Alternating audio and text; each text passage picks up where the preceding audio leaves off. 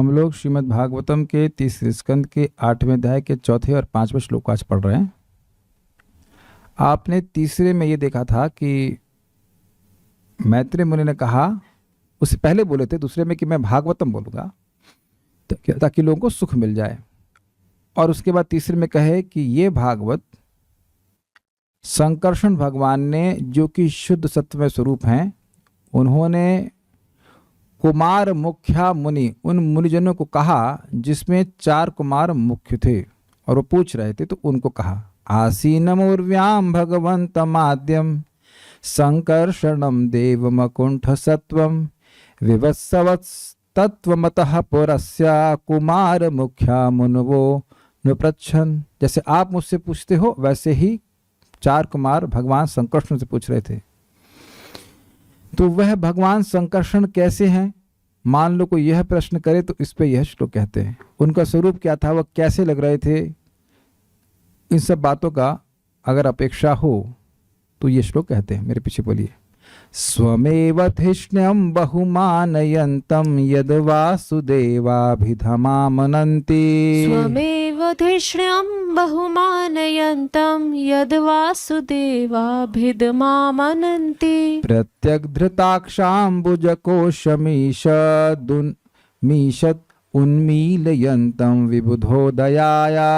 प्रत्यग्धृताक्षाम्बुजकोशमीषद् उन्मीलयन्तं विबुधोदयाय। स्वमेव धिष्ण्यं बहुमानयन्तं यद् वासुदेवाभिधमामनन्ति। स्वमेव धिष्ण्यं बहुमानयन्तं यद् वासुदेवाभिधमामनन्ति।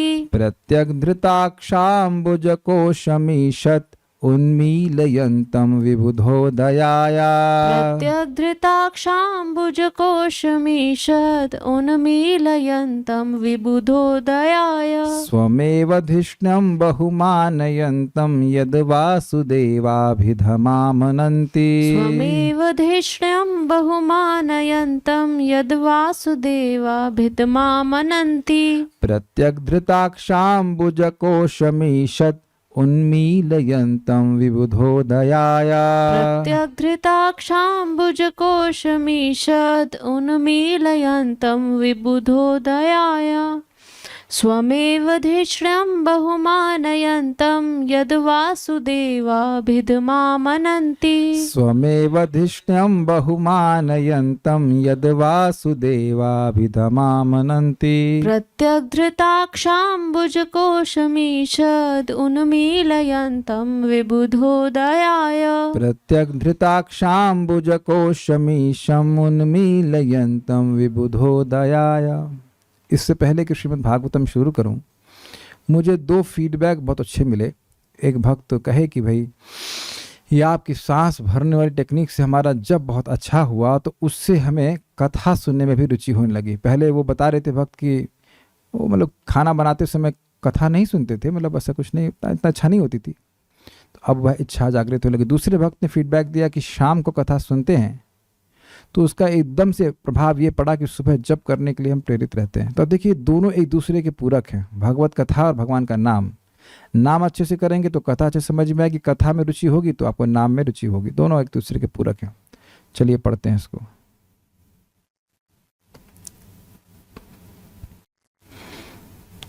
उस समय भगवान संकर्षण अपने परमेश्वर का ध्यान कर रहे थे। तो प्रश्न यह हो सकता है कि क्या संकर्षण भगवान परमेश्वर नहीं है? वो भी परमेश्वर है, लेकिन उनके भी परमेश्वर है वासुदेव। यस, जिन्हें विद्वत जन भगवान वासुदेव के रूप में सम्मान देते हैं। किंतु महान पंडित मुनियों की उन्नति के लिए उन्होंने अपने कमलवत नेत्रों को कुछ कुछ खोला और बोलना शुरू किया।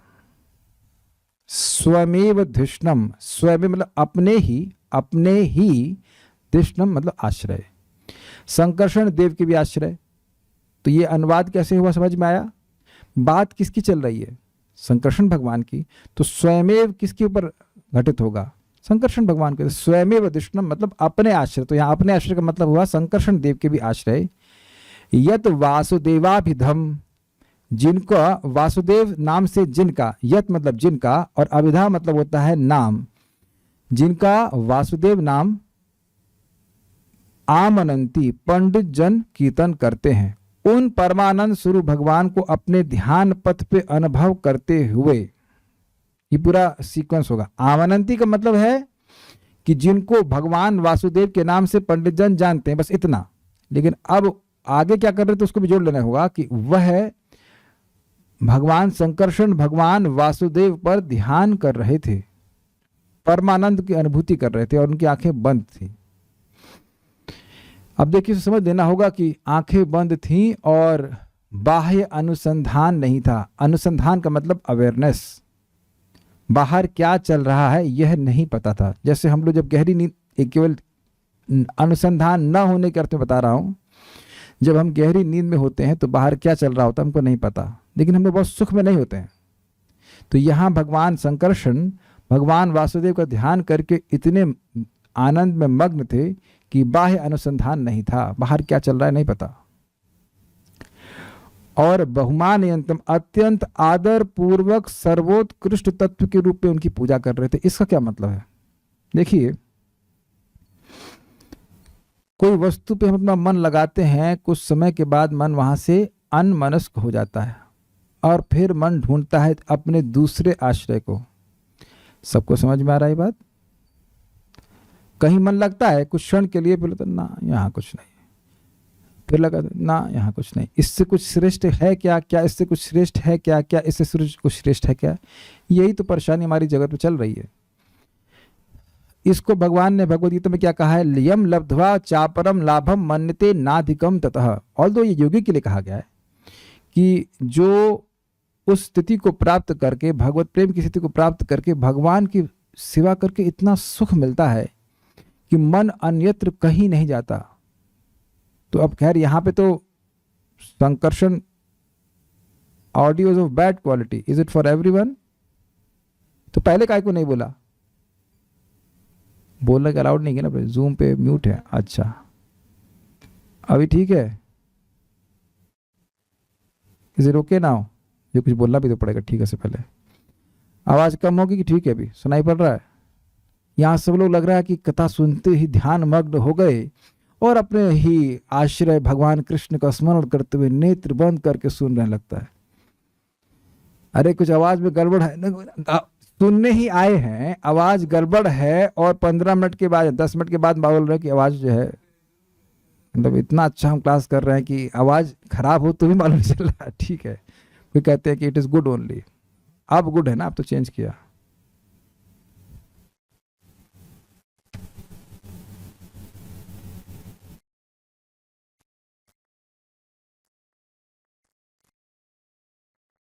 हरि बोल। पहले से ही गुड था। अभी बताइए ठीक है आवाज? Loud and clear? मैंने आवाज थोड़ा सा चेंज किया यहाँ पे, ठीक है? Okay fine. थोड़ा सा बेस अधिक था। हम बात कहाँ कर रहे थे? बहुमानयंतम। हाँ, तो हम बात कर रहे थे कि मन लगता नहीं है, मन और किसी श्रेष्ठ वस्तु को जानना चाहता है, उससे क्या श्रेष्ठतर सुख मिल सकता है? तो यहाँ कह रहे हैं बहुमानयंतम, मतलब इससे अधिक श्रेष्ठतर वस्तु उनको प्राप्त नहीं थी। एक मिनट रुकिएगा।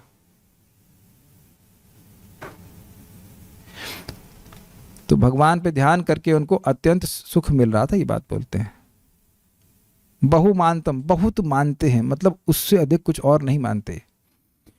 अब कहते हैं विबुधो दयाया, अपने कृपावलोकन द्वारा सनत कुमार आदि के उत्थान हेतु उनको दयाया, मतलब समझ गए? दया के लिए, दया करने के लिए। विबुध मतलब ज्ञान देने के लिए, दयावश ज्ञान देने के लिए।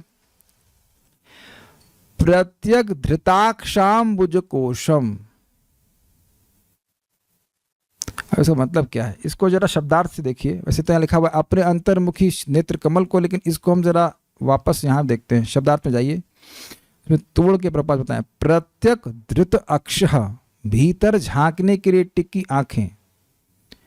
अंबुज कोशम मतलब कमल सदृश नेत्र। वापस इस पे आइए। प्रत्यक धृताक्ष, इसका मतलब है वह आंखें जो अंतर्मुखी थी, आंखें बंद किए हुए थे और उससे भगवान वासुदेव का ध्यान कर रहे थे। बाह्य वृत्ति आंखों की नहीं थी। अगर आपको नहीं समझ में आ रहा है तो कल सुबह जप में याद कर लेना। एक माला में हम लोग 10 बार आंख खोलते हैं। प्रयास किए ना, हरे कृष्ण हरे कृष्ण हरे कृष्ण हरे हरे। तो हम लोग क्या समझेंगे इसके? अंतर्मुखी नेत्र। अंतर्मुखी नेत्र बस तभी होते जब गहरी नींद आती है ना। ये कलयुग के लोग हैं, क्या कर सकते। ऐसा सुख मिले कि भाई आंख बंद किए और ऐसी हृदय में आनंद की अनुभूति हो रही कि आंखें खोलना नहीं चाहते हम लोग। तो ऐसी उनकी अवस्था थी। जैसे कह रहे हैं प्रत्यक धृताक्षाम्बुज। ये तो स्पष्ट समझ आ रहा है। अक्षाम्बुज कोशम का अर्थ हो गया कि वह आंखें जो कमल के समान थी, लेकिन उनकी वृत्ति क्या थी? अंतर्मुखी वृत्ति थी। नहीं तो हमने चर्चा करी है कि आंखें बाहर सुंदर सुंदर रूप या कोई भी रूप देखना चाहती हैं, कुछ नया दिखना चाहिए। इस तरह से उनको ईशित उन्मीलयन्तम, कुछ खोले। तो एक प्रश्न है कि जब बहुत आनंद में थे, बाह्य अनुसंधान नहीं कर रहे थे, तो खोले क्यों? तो यहाँ पे एक शब्द है विबुधो दयाया, दया करके अपने भक्तों पर। अब आंखें बंद करे रहेंगे तो मुनिजन कथा कैसे सुनेंगे? आप देख रहे हैं कि आंखों का बड़ा महत्व है कथा में। मान लीजिए आप उधर दीवार में देखें, आप इधर पर्दे को देखो, महावीर प्रभु उल्टा घूमकर खिड़की देखें, तो अब मैं किधर देखूं? आप लोग बताइए, है ना? आंखों का बड़ा महत्व है कि नहीं? मैं यहां भी सबको देख रहा हूं, जूम पे भी देखता हूं, तो लोग समझ नहीं पाते कथा करवाना के लिए कितना ज्यादा दान देना पड़ता है। सबसे बड़ा दान है अटेंशन का। If you don't give attention, who can speak anything for that matter. सहमत है? कोई विरोध तो नहीं है ना? भाई कुछ भक्त हैं बेचारे ऑफिस में रहते हैं तो अपना इधर फोन किनारे खिसका के सुन ले रहे हैं, ठीक है। ये सभी लोग ऐसा करेंगे तो बताइए मैं कैसे बोल पाऊंगा? भगवान भी आके तभी खोल रहे जब देख रहा है कि मतलब उनको अवेयरनेस तो उनको है ही कि वह मुनिजन जो है वह कथा सुनने के लिए आग्रही। कितनी दूर से आए हैं, ब्रह्मलोक से। अभी आगे अगले श्लोक में आएगा, भीगते भीगते आए हैं पाताल लोक में। भीगते भीगते क्यों कहते हैं? अभी देखिएगा अगले श्लोक में। स्वमेव दृष्टम बहुमानयंतम, अपने ही आश्रय जिनको बहुत मान दे रहे थे, सर्वोत्कृष्ट परम आराध्य के रूप में मान रहे थे, जिनको यद वासुदेव अभिधामनंती, जिनको वासुदेव नाम से विद्वान जन मानते हैं, जानते हैं, बुलाते हैं, ऐसे भगवान संकर्षण जिनकी प्रत्येक धृताक्षाम भुजकोशम ईशत, अंतर्मुखी नेत्रों को, नेत्र मतलब कमल नेत्रों को थोड़ा सा उन्मीलयन्तम, थोड़ा सा खोले। मतलब आंखें बंद हैं, धीरे धीरे करके खोले। पूरा भी नहीं खोले, आधा खोले कह सकते हैं, क्योंकि लिखा है ईशित उन्मीलयन्तम, चक्षुर उन्मीलयत। आंखें बंद थी, आंखें खोल दी, आंखें पूरा ऐसे करके, अरे आप आए क्या, ऐसा करके नहीं, ऐसे नहीं, हल्का सा खोले। भगवान कैसे कृपा कटाक्ष है। किस लिए खोले? विबुधो दयाया, उन पर दया करने के लिए। इसमें लिखा ना विबुध उदयाया, अत्यंत विद्वान ऋषियों की प्रगति के लिए। विबुध मतलब विशेष रूप से जो बुद्धिमान है, उन पर दया करने के लिए। श्रीधरी, एक इंटरेस्टिंग बात है, कोई चल कर भगवान के पास आता है, कुछ इच्छा लेके आता है, तो भगवान उसको नेग्लेक्ट नहीं करते हैं। यद्यपि भगवान अपने आनंद में मग्न थे, फिर भी अपने भक्तों को देखने के लिए आंखें खोले। इस बात को थोड़ा समझ लीजिएगा, हम लोग पहले भी सुने इस बात को। भगवान कृपा के समुद्र हैं, लेकिन जब भक्त भगवान के सामने जाता है तब क्या होता है? उस कृपा के समुद्र में लहरें आने लगती हैं। पता नहीं आप लोगों को कभी किसी से ऐसा अनुभव हुआ कि जिससे हम प्रेम करते हैं, उसको देखकर ही अफेक्शन उमड़ने लगता है। माता जी लोग जरूर समझ सकती हैं, अपने बच्चों को देखकर के ऐसा वात्सल्य आने लग जाता है। अनलेस दे आर लाइक, बच्चे अगर छोटे रहते तो ऐसा होता ही है।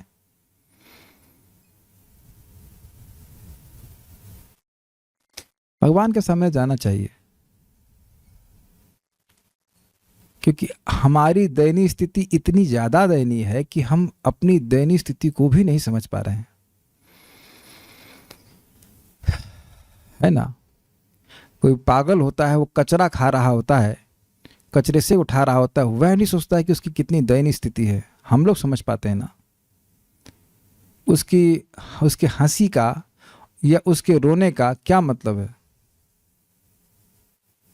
तो भगवान के सामने जाने से बहुत बड़ा प्रभाव पड़ता है, भगवान के कृपा दृष्टि पड़ती है, जैसे यहाँ पे पढ़ रही है श्रीधरी। भगवान संकर्षण, स्पेलिंग मिस्टेक है, संकर्षण की ही विशेषता इस श्लोक में बतलाई जा रही है। अपने आश्रयभूत परमानंद स्वरूप भगवान वासुदेव का ध्यान में अनुभव करके बहुमान यंतम अर्थात अत्यंत आदर पूर्वक सर्वोत्कृष्ट तत्व के रूप में उनकी पूजा करते हुए उनकी नेत्र कलिका अंतर्मुखी हो गई थी। उन दोनों नेत्रों को थोड़ा सा खोलकर सनत कुमार आदि ऋषियों को आनंदित करते हुए वे देखे। बिल्कुल स्पष्ट है, क्या नहीं समझ आया, बस रिवाइज करा दिया सारा दर्शन। इस श्लोक में भगवान संकर्षण का वर्णन है। उन्होंने स्वदुष्टम अर्थात अपने उन आश्रय तत्व भगवान की सर्वोच्चतम आराधना की, जिन्हें बुद्धिमान जन वासुदेव के रूप में पूजते हैं, तथा ऋषियों को लाभ पहुंचाने हेतु वासुदेव के रूप माधुरी का आनंद अनुभव में अंतर्मुख अपने नेत्रों को किंचित खोला। बस यही टीका है। अब एक इंटरेस्टिंग बात है कि जिस आनंद में वे निमज्जित हैं उसको रोककर अपने भक्तों पे दया किए। आपको पता है एक इंटरेस्टिंग बात, जब भगवान को भोग लग रहा हो तब उनको प्रणाम नहीं करना चाहिए।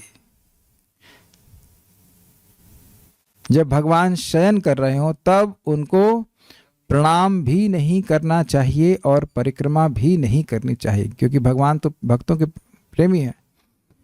कोई प्रणाम करता है तो उस समय भगवान की नींद खुल जाती है, अरे कौन आया है हमारे दरवाजे पे।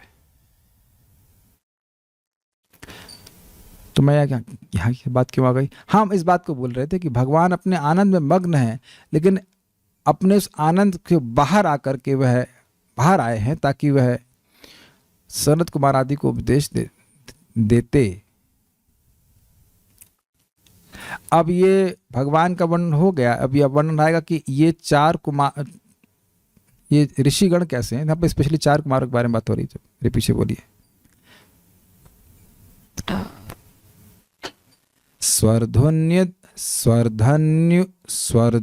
स्वर्धुन्युदाद्रैः स्वजटा कलापैर उपस्पृशन् तश्चरणोपधानम्। स्वर्धुन्युदार्द्रैः स्वजटाकलापैरूपस्पृशन्तश्चरणोपधानम्। पद्मं यदर्चन्त्य हि राजकन्याः सप्रेम नाना बलिभिर्वरार्थाः। पद्मं यदर्चन्त्य हि राजकन्याः सप्रेम नाना बलिभिर्वरार्थाः। स्वर्धुन्युदाद्रैः स्वजटाकलापैः रूपस्पृशन्तश्चरणोपधानम्। स्वर्धुन्युदार्द्रैः स्वजटाकलापैरूपस्पृशन्तश्चरणोपधानम्। पद्मं यदर्चन्त्य हि राजकन्याः सप्रेम नाना बलिभिर्वरार्थाः। पद्मं यदर्चन्त्य हि राजकन्याः सप्रेम नाना बलिभिर्वरार्थाः। स्वर्धुन्युदाद्रैः स्वजटाकलापैः रूपस्पृशन्तश्चरणोपधानम्। स्वर्धुन्युदार्द्रैः स्वजटाकलापैरूपस्पृशन्तश्चरणोपधानम्। पद्मं यदर्चन्त्य हि राजकन्याः सप्रेम नाना बलिभिर्वरार्थाः। पद्मं यदर्चन्त हि राजकन्याः सप्रेम नाना बलिभिर्वरार्थाः। स्वर्धुन्युदार्द्रैः स्वजटाकलापैरूपस्पृशन्तश्चरणोपधानम्। स्वर्धुन्युदाद्रैः स्वजटाकलापैरूपस्पृशन्तश्चरणोपधानम्। पद्मं यदर्चन्त हि राजकन्याः सप्रेम नाना बलिभिर्वरार्थाः। पद्मं यदर्चन्त्य हि राजकन्याः सप्रेम नाना बलिभिर्वरार्थाः। चूंकि मुनिगण गंगा नदी के माध्यम से उच्चतर लोकों से निम्नतर भाग में आए थे, फलस्वरूप उनके सिर के बाल भीगे हुए थे। उन्होंने भगवान के उन चरण कमलों का स्पर्श किया जिनकी पूजा नागराज की कन्याओं द्वारा अच्छे पति की कामना से विविध सामग्री द्वारा की जाती है।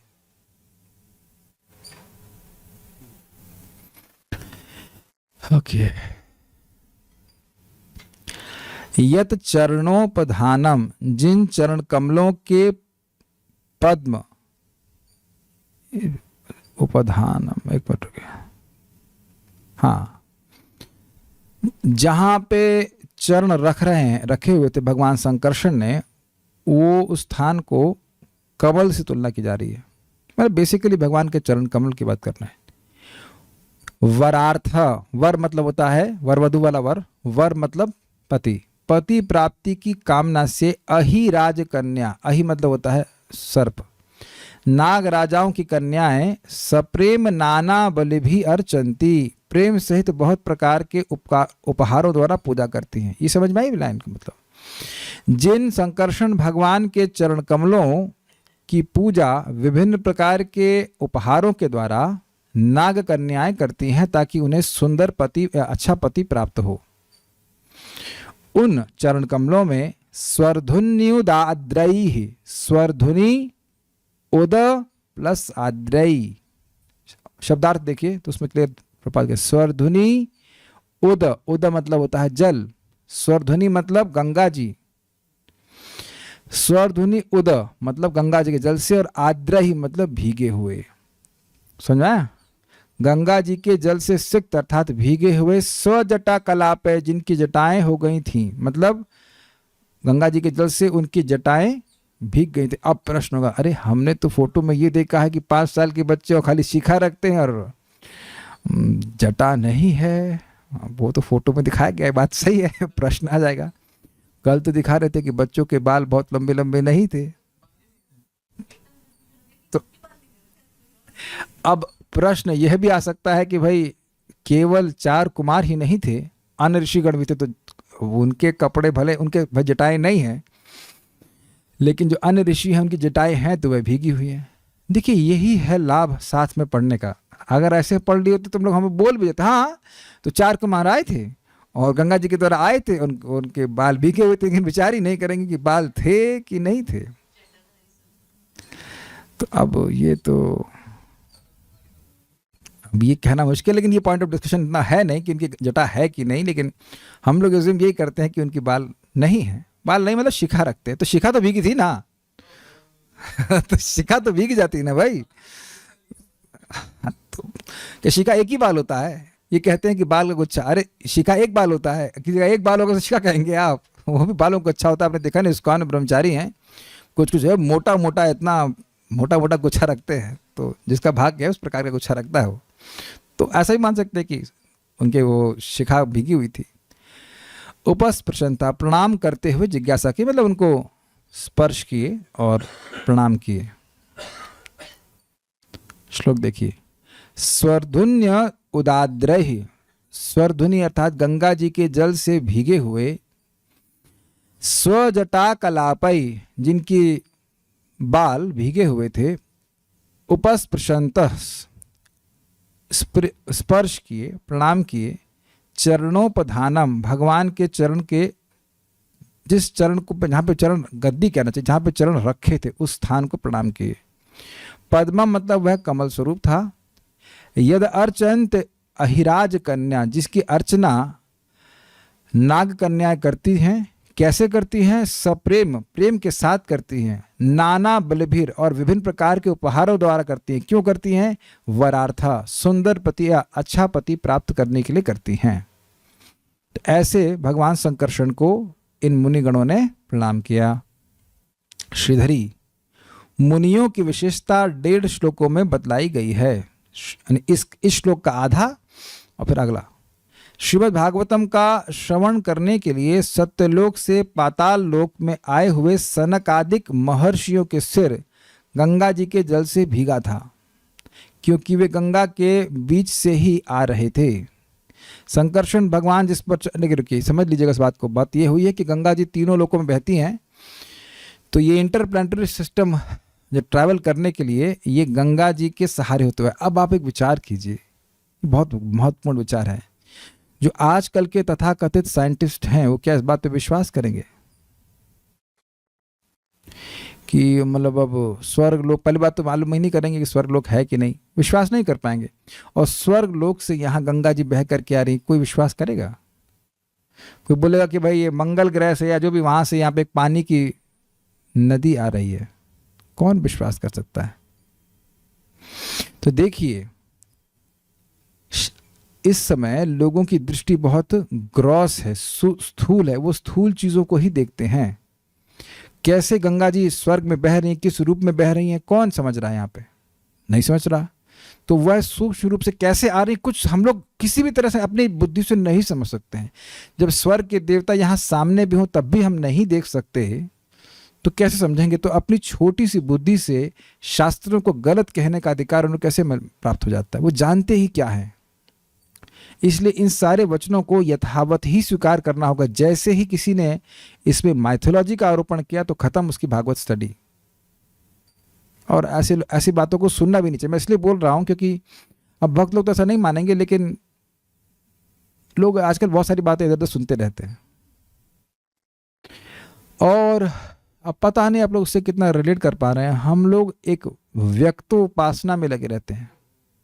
जो सामने है उसी की उपासना करते रहो। ये हमारी पत्नी है, ये हमारे बच्चे हैं, ये हमारा जॉब है, ये है ये। और ऐसा आप नहीं कह सकते कि आप ऐसा नहीं करते हैं, या और बिजनेस है, इसी में करते करते हमारा पूरा जीवन व्यर्थ हो जाता है।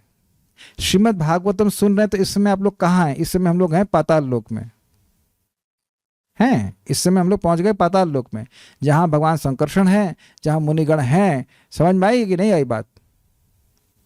We are where are consciousness is. अगर आप ध्यानपूर्वक श्रवण कर रहे हो तो आप वहीं पे हैं। चित्त गया ना वहां पे। कुछ समय के लिए तो इस व्यक्त उपासना से बाहर आए ना, और इसके द्वारा सहज रूप से व्यक्ति को वैराग्य हो जाता है। ये हमारा स्पॉट लाइफ प्रपात कहते हैं। Spot life is not all and all. Spot life समझते हैं, कुछ एक क्षण का जीवन है।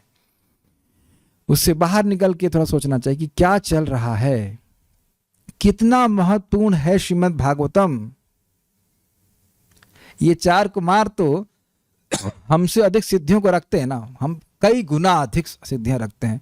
वह भी कह लेते कि हम कुछ और महत्वपूर्ण कार्य कर रहे हैं। श्रीमद् भागवतम को सुनने के लिए सत्य लोक से ये पाताल लोक डिस्टेंस ही नहीं मेजर कर पाएंगे हम लोग आए।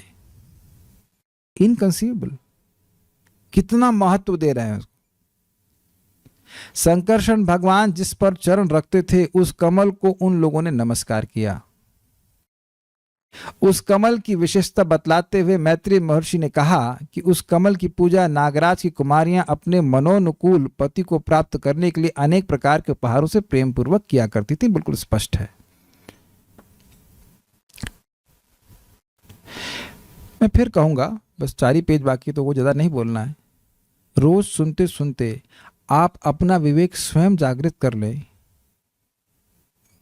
कि जरूर ये डिस्कशंस बहुत महत्वपूर्ण होंगे। और कुछ समय के लिए ही, क्योंकि आप जानते हैं 1 घंटे से ऊपर हम कभी नहीं बोलते, कभी रेयर, कभी हम बोल भी नहीं सकते, यहाँ पे लाउड भी नहीं है। तो क्या हम अपने जीवन से 1 घंटा भी भगवान के लिए ठीक से नहीं निकाल सकते हैं? और एक्चुअली भगवान के लिए नहीं, ये हमारे खुद के लाभ के लिए। जैसे आपने सुना विबुध दयाया। अब 4 कुमारों को क्या दया की जरूरत है, पहले ये बता दीजिए। वो तो सब पे दया करने वाले हैं, उन्हें क्या दया की जरूरत है? Do they need mercy? वो अब सब संप्रदाय के आचार्य हैं। इन दैट सेंस वो पूरे सेल्फ रियलाइज्ड हैं, और वह कितने मनोयोग से, कितने आदर भाव से श्रीमद् भागवतम का श्रवण कर रहे हैं। विचार कर लीजिएगा। तात्पर्य ये दया करके ही मैत्रेय मुनि हम लोग बोल रहे हैं, नहीं तो हम उसी प्रयास में लगे रहते, सुख की प्राप्ति में सुख की प्राप्ति के प्रयास में केवल दुख लाभ करते रहते। तात्पर्य गंगा का जल सीधे विष्णु के चरण कमलों से प्रवाहित होता है और उसका मार्ग ब्रह्मांड के उच्चतम लोक से लेकर निम्नतम लोक तक जाता है। मुनिगण प्रवाहित जल का लाभ उठाकर सत्यलोक से नीचे आए। परिवहन की यह विधि योग शक्ति से संभव हो सकी। ऐसा प्रभुपाद समझाते हैं, कुछ योगी होते हैं कि वो एक बार स्नान करेंगे कहाँ पे, गंगा सागर में, कलकत्ता के आगे जाके है, और एक स्नान करेंगे, शाम का स्नान करेंगे प्रयागराज में। कुछ सिस्टम होता है कि वे नदी की धारा से ट्रैवल कर लेते हैं। यदि कोई नदी हजारों मील तक प्रवाहित होती है तो पूर्ण योगी इसके जल में केवल डुबकी लगाकर एक स्थान से दूसरे स्थान पर तुरंत पहुंच सकता है। ऐसा हुआ है। श्रीपाद रामानुजाचार्य वह भी इस तरफ थे, नॉर्थ इंडिया में कहीं थे, और उनको जान से मारने का प्रयास किया गया तो भगवान नारायण ने उनको बचाया, और अगले दिन सुबह देखते हैं तो रंगनाथ जी पहुंच जाते साउथ इंडिया में एक ही दिन में। ठीक है, तो गंगा ही एकमात्र ऐसी नदी है जो समूचे ब्रह्मांड में प्रवाहित होती है, और मुनिगण इस पवित्र नदी के माध्यम से ब्रह्मांड भर में यात्रा करते हैं। यह कथन कि उनके बाल गीले थे यह सूचित करता है कि विष्णु के चरण कमल से सीधे निकले जल यानी गंगा से ही बाल गीले थे। स्पष्ट है। जो भी व्यक्ति अपने सिर से गंगा जल का स्पर्श करता है वह प्रत्यक्ष रूप से भगवान के चरण कमलों का स्पर्श करता है और संपूर्ण पाप कृत्यों के फलों से मुक्त हो जाता है। निवेदन है भक्तों से कि अगर हो सके तो घर में गंगा जल जरूर रखें और उसी से तिलक लगाएं अगर आप लगाते हों। अब भूल ना गए हो कि तिलक भी लगाना होता है। तो कहेंगे प्रभु हम तो नौकरी करने जाते हैं। अब देखिए बात इसकी नहीं है। अगर आपको पता है कि नहीं पता, तिलक लगा के भजन करने से 1000 गुना लाभ मिलता है। तब कहेंगे प्रभु जी हम जब करते तो नहा ही नहीं पाते हैं, तो फिर अब क्या कर सकते हैं, रात में लगा लीजिए ताकि आपको सुबह वाला जो है लगा रहे। और पुरुष लोग जो नौकरी करने जाते हैं तो कम से कम 11 स्थान पे तो तिलक लगा सकते हैं। 12 पता ही होगा 12 स्थान पे लगाते हैं, तो यहाँ वाले पे आप गंगा जल लगा दीजिए, ओम केशवाय नमः करके तिलक लगा लीजिए ऑफिस जाते समय, बहुत बड़ा रक्षा होती है। देख रहे हैं कि आप लोगों को ये दिखाई पड़ रहा है सबको कि हमें कितने बड़े बड़े सूत्र मिल रहे हैं। आप गंगा जल नहीं लगा रहे हैं, सीधे भगवान विष्णु के चरणों को अपने मस्तक पर रख रहे हैं, ये कह रहे हैं यहाँ पे। इसीलिए तो प्रभुपाद जी कहते थे कि मेरी सबसे बड़ी कंप्लेन या एक ही कंप्लेन है कि मेरे शिष्य मेरी पुस्तकें नहीं पढ़ते हैं, क्योंकि प्रभुपाद इतने गंभीर रहस्य बता रहे हैं। We must understand that I am ignorant, मैं अंधकार में हूं, मुझे नहीं पता। गंगा जल लिया, लोग भक्त बोलते हैं, भाई भक्त बोल रहे हैं। मैं कुछ भक्तों के संग स्नान करने गया, गंगा जी में स्नान कर रहे हैं और कहते हैं मानो तो गंगा और मानो तो पानी। कम ऑन, सब आपके मानने पे हो गया, आप ब्रह्मा हो गए, सब कुछ आपके मानने पर निर्भर करता है। मानो तो मिर्ची और मानो तो गुलाब जामुन, बोल सकते हैं आप, बोलते हैं ऐसा। मानो गुलाब जामुन दे रहे हो, दो उसको 6 मिर्ची दो, मानो तुम उसको मानो, मान्यता करो कि ये गुलाब जामुन ही है और खाओ उसको। तो ये दिखाता है कि शास्त्र श्रद्धा का एकदम नितांत अभाव है। कितनी सुंदर बात यहां सीखने को मिल रही है। तो कोई अगली बार हरिद्वार जाए या कहीं से भी आपको मिले तो आप जरूर लेकर के। हमारे घर में तो हम प्रतिदिन गंगा जल से ही तिलक करते हैं। I don't speak things which I can not practice.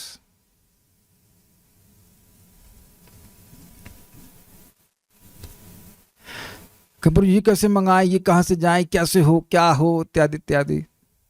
तो up to you, but this is very nice. यदि कोई व्यक्ति गंगा में स्नान करने या समस्त पापों के धुल जाने के बाद फिर से पाप कर्म करने से अपने को बचाता है तो निश्चित रूप से उसका उद्धार हो जाता है। मतलब ये नहीं कि अब जल लगाए चलो नेक्स्ट पाप कौन सा गए, तो ये तो धुल गया, अब फिर से नहीं, ये तो स्लेट मिट गई, अब नया कुछ लिखते हैं इसके ऊपर, ऐसा नहीं। किंतु यदि वह पुनः पाप कर्म करने लगता है तो उसका गंगा स्नान हाथी के स्नान की तरह है, जो नदी में ठीक से नहाता है किंतु बाद में भूमि की धूल से अपने शरीर को दूषित करके सारा किया कराया बिगाड़ देता है। इस पे कथा याद आती है, उसको बोल के रुकेंगे। एक बार शिव जी से दुर्गा जी ने पूछा, क्या गंगा जी में स्नान करने से सारे पाप धुल जाते हैं? तो शिव जी ने कहा हाँ। तो कहते हैं सब लोग फिर पाप क्यों नहीं धुल लेते हैं? मैंने कहा ठीक है। तो शिव जी एक बीमार व्यक्ति के रूप में हो गए और वह गंगा जी के पास में ही कोई कहीं थोड़ा सा मतलब स्थान था, वहाँ कीचड़ होता, वहाँ वो गिरे पड़े हुए थे। तो और दुर्गा जी जो है उनकी पत्नी थी और पत्नी के रूप में थी। तो वहाँ सब लोग गंगा स्नान करने जा रहे थे। तो वो बोली कि हमारे पति को सहायता कर दीजिए, ये बड़े बीमार हो गए हैं, ये कीचड़ में गिर गए हैं, इनको उठा लीजिए, उठाने में सहायता कर दीजिए। मैंने कहा ठीक है। जैसे आगे बढ़ते कि कहते हैं देखिए आप सहायता करेंगे लेकिन सारे पाप आप पर लग जाएंगे। तो वो रुक जाते और ऐसा नहीं करते, यानी कि उनको विश्वास नहीं था कि गंगा जी में स्नान करने से पाप धुल जाते। मान लो पाप लग भी जाते किसी की सहायता करने में, मान लो ऐसा था नहीं, ऐसे ऊपर से बोला उन्हें, तो गंगा में स्नान कर लेते। अब एक व्यक्ति लौट के वे जा ही रहा था, वो क्या कहते हैं उसको, गाय चराने वाला था। तो वो बोली कि सहायता कर सकते? कहते हाँ हाँ क्यों नहीं करते। अरे इससे आपको बहुत बड़ा पाप लगेगा। पाप लगेगा तो क्या दिक्कत है, अगर पाप लगता भी है सहायता करने में तो मैं गंगा जी में स्नान कर लूंगा और मेरे सारे पाप धुल जाएंगे। लेकिन ध्यान दीजिएगा कि ये पाप ये वो केस नहीं बनेगा जो प्रभात बोल रहे हैं। यहां हम इसलिए कहा सुना है कि गंगा जी पे विश्वास था उस व्यक्ति का, उस अर्थ में उस अपने लिए कोई पाप नहीं कर रहा था, वो तो ख्याल ऐसे ही बोल रहे थे शिव जी, उनको परीक्षा ले रहे थे। कह रहे थे बात यह कि लोगों को विश्वास नहीं है और अविश्वास से अपराध हो जाता है। कुछ समझ रहे हैं बात? यही चीज भगवान के नाम के ऊपर घटित होती है कि लोग अविश्वास करते हैं तो नाम की पूरी कृपा उस व्यक्ति को नहीं मिलती है। यानी पॉइंट यहाँ पे आ रहा है, एटीट्यूड ये नहीं होना चाहिए कि हम नाम के बल पर या गंगा जी के बल पर पाप करेंगे। अब समझते हो इस बातों को? अब एक प्रश्न क्या है, कुछ करना चाहते हैं? भगवान संकर्षण पाताल लोक में रहते हैं तो फिर क्यों पाताल लोक को अच्छा नहीं माना जाता है? अच्छा, तो आप जाइए पाताल लोक।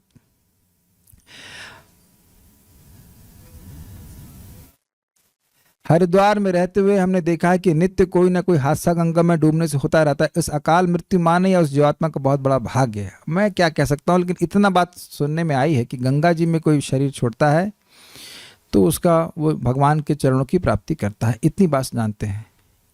अब कोई आत्महत्या करता है तो ये तो ठीक नहीं कहा जाता है, लेकिन अब हादसे में मर गया तो हादसा तो एग्जैक्टली हादसा है नहीं है, क्या कह सकते हैं? हादसे को मान लीजिए कोई एक्सीडेंट में मर जाएगा तो उसे क्या कहेंगे आप? मरने का समय आ गया था। गंगा जी पे यकीन हो न हो, गंगा पाप नाश करती है, और नाम पे भी विश्वास हो न हो, नाम पाप नाश करते हैं। ये मुझे लग रहा था कि ऑब्जेक्शन आएगा कि गंगा जी में विश्वास हो या ना हो। देखिए समझिए, अच्छा ऑब्जेक्शन है। नाम पर नाम की महिमा ना पता हो और नाम बोल रहा है तो उसके पाप नष्ट होते ही हैं, जैसे कि अजामिल। लेकिन अगर कोई नाम के प्रति अपराध कर रहा है, अरे यार क्या बोल रहे हो तुम, एक नाम से अनंत जन के पाप, संभल के बोलो तुम। तो अब वह नाम के प्रति अपराध कर रहा है। क्यों?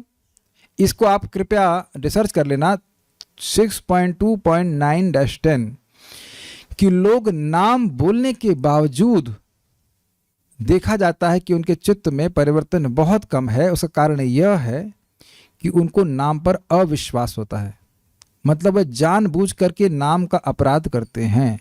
इसको समझाया है चक्रवर्ती पाद ने कि मान लीजिए कोई व्यक्ति बहुत समर्थ है, अब वह आपकी पूर्ण सहायता कर सकता है, लेकिन अगर कोई उसको गाली दे, उसका अपराध करे, तो उसका ये प्रीरोगेटिव इंग्लिश में कहते हैं, मतलब उसका ये एक उसकी स्वेच्छा है कि वैसी कृपा उस व्यक्ति पर ना करे। दोनों को बैलेंस कीजिएगा। बहुत सरल पॉइंट्स हैं ये, बहुत सरल पॉइंट्स हैं कि व्यक्ति अगर नाम का अपराध कर रहा है, अर्थात वो ये कहता है कि एक ही नाम मेरे अनंत जन्म के पाप नहीं काट सकता है, तो ये नाम के प्रति अपराध हो रहा है। समझ रहे ना बात? लेकिन अगर कोई नहीं जानता है तो अपराध नहीं कर रहा है तो कृपा मिल रही है. I hope this has to be balanced. जैसे जिस व्यक्ति ने श्रीला हरिदास ठाकुर के प्रति अपराध किया था उसका नाम को पता है? जिसने वैश्या भेजी थी उसका नाम पता है आपको? माइक बताइए, माइक बताइए, माइक पे बताइए. मुसलमान नहीं था वो, उसका नाम था रामचंद्र खान. व्हाटएवर, रामचंद्र था ना. अच्छा, दूसरा अब जो लोग जानते हैं, और दूसरा जो व्यक्ति उनके प्रति अपराध किया था उसका नाम था गोपाल. और दोनों को ही भगवान, एक को नित्यानंद प्रभु के द्वारा और एक को श्रीमंत चैतन्य महाप्रभु के द्वारा दंड प्राप्त हुआ. तो उनके तो नाम ही भगवान के नाम पर थे. मैं आप लोग ऐसे, आप लोग है नहीं इसलिए मैं ऐसा बोल नहीं रहा हूं, लेकिन एक एक्सट्रीम केसेस हैं इस तरह के.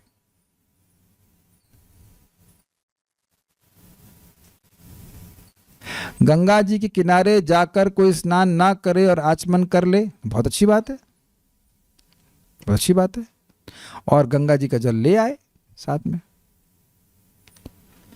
गंगा जल, यमुना जल, श्याम कुंड, राधा कुंड सब मिला के रखी हूँ, उससे तिलक करती हूँ, क्या ये सही नहीं? ये बिल्कुल गलत है. ये कोई प्रश्न है? इतने पवित्र जल है उनसे तिलक करती, इसमें सही है का प्रश्न क्या है? सही ही है, क्या दिक्कत है? हमें जो गंगा जी दिखती हैं और जो पाताल में है अलग रूप में है. मुझे नहीं पता पाताल की गंगा क्या है, मुझे नहीं पता. उनका नाम भोगवती है इतना पता है. जब वो नीचे के लोगों में जाती है उनका नाम भोगवती कहा जाता है. रामचंद्र खान और गोपाल को क्या दंड प्राप्त हुआ था? रामचंद्र का पूरा, खान का पूरा परिवार उजड़ गया, पूरा गांव उजड़ गया था, और गोपाल को कुष्ठ रोग हो गया था. अब वो कथा तो हम जब चैतन्य चरितामृत पढ़ाएंगे उसे उस सेक्शन को पढ़ा चुका हूं मैं, लेकिन जो भी है वहाँ पे पढ़ सकते हैं. क्या आचमन जल से तिलक लगाया जा सकता है before doing achaman from that water? I don't know. तिलक कैसे में आचमन तो हम लोग नहीं करते हैं. तिलक में तो बस जल लेके तिलक लगा रहते हैं.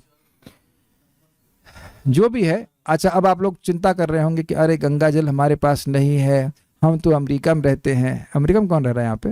कैसे लाएं? तो एक और मंत्र बता देता हूँ. मान लीजिए ये मेरे पीने का ग्लास है, मैं खाली एक्सपेरिमेंट करता रहा हूँ. प्लीज़ पीने ग्लास में नहीं करना है.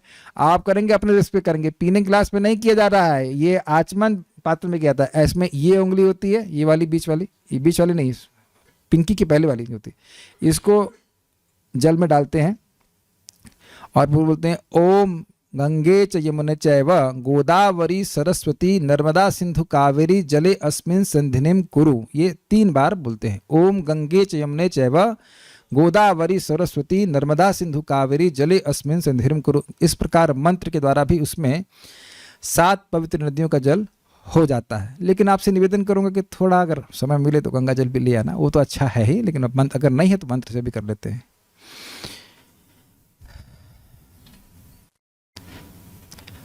अच्छा, taking bath in Ganga is difficult then chanting name, so most easy is holy name. ये देखिए, इस पे कोई झगड़ा नहीं है, इस पे कोई झगड़ा नहीं है कि गंगा जी में स्नान करने से आसान भगवान का नाम उच्चारण करना, ये कोई झगड़े की बात नहीं है.